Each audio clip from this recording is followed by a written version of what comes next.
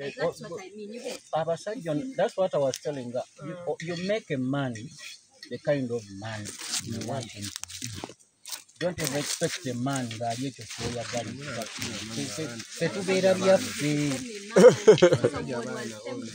Let me tell you, in the nangi nalibyange because ya kukwata na nakutereza kitegeza 20 saze yoga bana ye nkyafaashi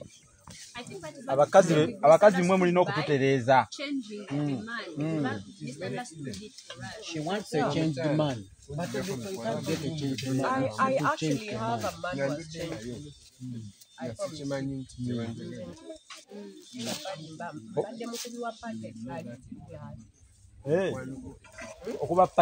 But I'm not saying I don't know that aspect. I grew up with my mom. I know how to prepare each and everything here. You remember that point that was made on the space? As long as the woman is teachable. You see, who is teaching you? A woman who is teaching. Good. I feel like the responsibility of us grooming each other to be perfect for each other, like with both of us, because he is going to teach you the wife he wants, but also no.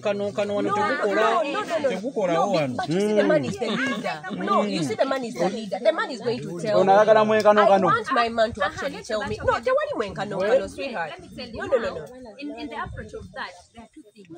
The men approach this point with masculinity. And guess how? For us, we approach it with softness. That's how we tame a guy with that softness power. But he has also tamed you with his masculinity. Because we need direction. No, that is wrong. But in different ways. These are in the women way, in the feminine way, as are in the masculine way. Period. And the problem with they have told you that the family needs direction. Who is giving the direction? Not isn't it the man who gives the direction? I've not spoken about equality.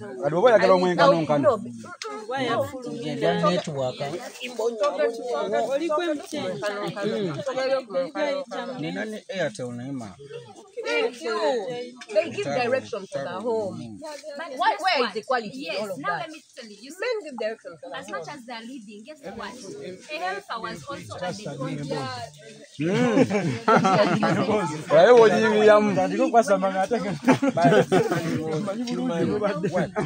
That is the soft. Men will lead, but they can't lead blindly. That's why they have a helper to accompany them.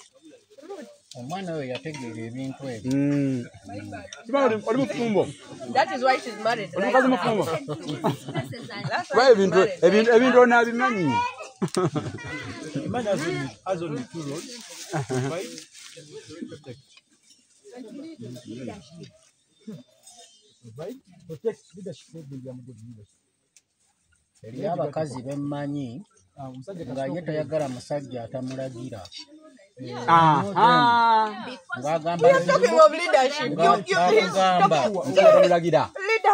Omwami wange bw'aŋŋamba nti togenda eno sigendayo. Naye mmwa nti n'omutwe omunene ye ng'atambula n'agenda. Embuto ekikole gumu ebiri olabo baana akuddako. That is what that's what our femininity is attractive.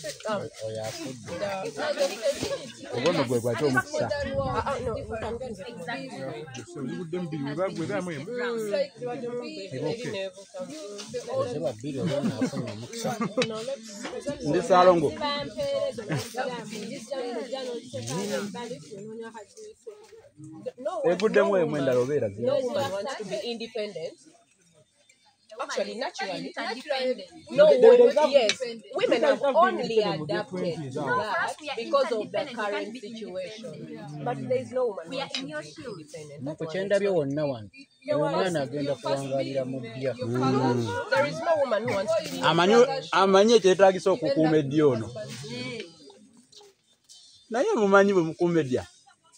You know, ate ebintu ebimu ino mmanya abasajja bikyuka na myaka gye tukoma okukula n'okukyuka okufuuka ky'oyagala naye omupapira amangu gayita kyuka gayakola kino ajja kukyuka muwa obudde muleka akule even time. kati nze mulimu byenkola ku myaka gino owaana byatakola emyaka gyange tegikola ng'owaana tajja kulinnya matasobola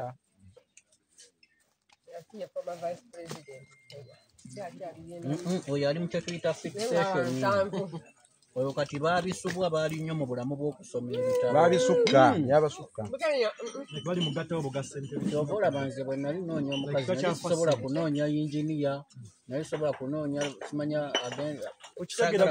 sayansinze obudde baabumala basoma ate bw'akula n'akusumbuwa byataakola ayagala myaka 5 mugende mu ndongo tunoneyo ki kuba teyazina yali asoma bw'akula eyo gyatandikira okwagala okukola ogenda kyobalaba osanga omukazi wa myaka 5 mwezi naye nga mufumbo teyabikola etegeeza waliwo time omukazi olina okubeera omwenzi awadde example naye kyali olina aba boyfriend bo tusi musajjawo obeera ewomusajja wakukwatira obwo buba bugenzi ate abasajja balina olugwiso n'olumanyo omusajja asobola okukutunuulira n'ateebereza n'agona omukazi ayenda ng'ebyaddala kituufu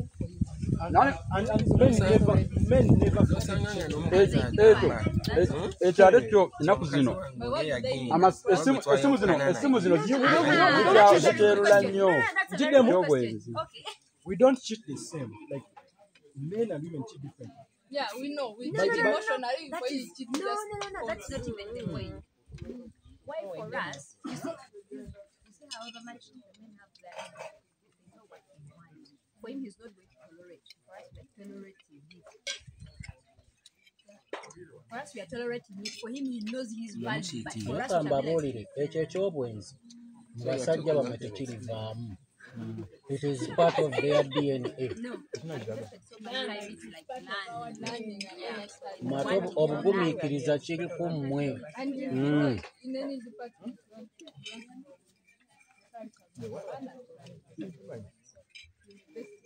And these days we are assuming we are the same, but never. We will never be the same. Even in the Bible, Yeah, we can never be the same.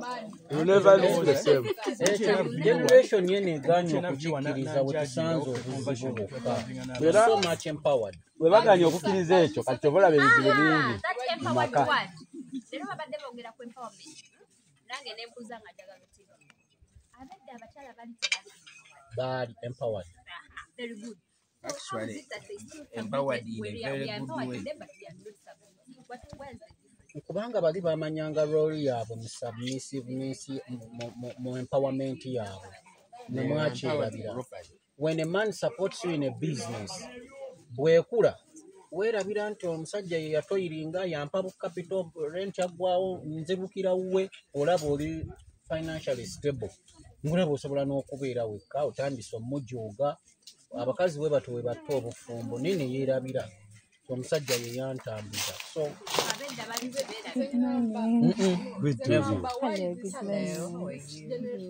Where have you been ever since morning? I'm here. Since morning? We go and get breakfast.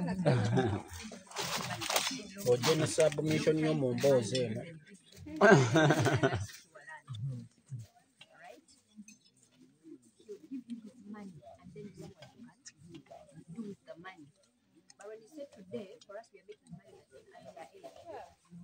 so you enter the marriage and you don't see the value of giving money. Ekirala banyina kambawa amagezi. When you're looking for men, muleko nnoonya abasajja abakikubye. Mbabulira. Fe abasajja bwe nkikuba ne mukazi wange nze bwe ngenda ku mukolo wadde teguba gwange nga ntambudde naye mbagamba naye mukubire ku mukyala wange engalo wuuyo nzize naye. I have reasons. Manyi omukyala oyo anzije wano yansanga bw'atyo. Manyi mu abakazi mulina sense endala mmwe gye mutamanyi. Omukazi osobola okumanya omusajja anaagaggawala. Nze simanya mukazi anaagaggawala. Naye ate mmanya anangaggawaza. Oyinza okujja olwaleero nga nvuga Solomanya anakola ki? Anangaggawaza. Osobola okujja nga nvuga VTs olwaleero. Nogamba I'm going to date this guy. Noga wagulidde VTs at 30. Guy ono bwe mwongeramu amaanyi at 40 or 45 we are going to be rich. Gwoba obaze. Omuwala omusiru yagamba where am I taking a guy with the VTs? After a few years fe abaatulabanga nga tuvuga obumotoka obukadde kati bwe batulaba agamba nasuula step olina bwongo bubala omusajja agenda maaso. Aisha is not submitting. What's the That's problem? I want to say, yeah. What Aisha is Nayman, saying. I love what you Oyo say. aba muyizi. I love what you say. Kikola nnyo It sense. is true. Omusajja bw'osobola okumanya omukazi anaakugaggawaza. Omutunuulira we mubeera ayogera biki. Omusajja olonda otya? Olonda kiri mukazi Abasajja anaakugaggawaza? tulonda by mistake. Katonda n'akuyambire. Omuwala oyo omulaba oba Nakalembe soba mutunuulira ne mwegomba. Kawala kalungi. Ngekyo kye kinstraikinze. Then I come to her ne njogera ebigambo